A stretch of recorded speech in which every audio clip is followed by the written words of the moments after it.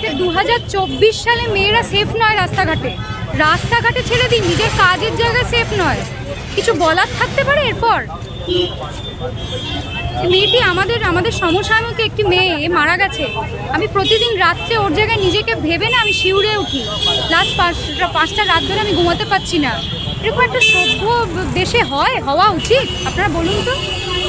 এটা শাস্তি হোক, কিছু বলার নেই। যত দিন যাবে এই প্রোটেস্টের আগুন কিন্তু, কারণ সাধারণ মানুষ এখন সেই জায়গাটায় পৌঁছে গেছে মানসিকভাবে যে এই জিনিসটা কিন্তু দিনের পর দিন মেনে নেওয়া যাবে না। কারণ তাদের মধ্যেও এই জিনিসটা কাজ করছে যে তাদের মা বোন, তাদের বাড়িতেও ছোট বোন থাকতে পারে, তারা নিজেরা যারা মহিলা তাদের নিজেদের মধ্যেও সেই জিনিসটা কাজ করছে যে মানে ওর সাথে একটা কাজের জায়গায় in the heart of the city এটা হতে পারলে তাহলে রাস্তাঘাটে কি একা যারা যেই মেয়েরা ঘুরছে এবং ঘুরতে পারবে না কেন একটা সভ্য দেশে, তাদের উপর এই মানে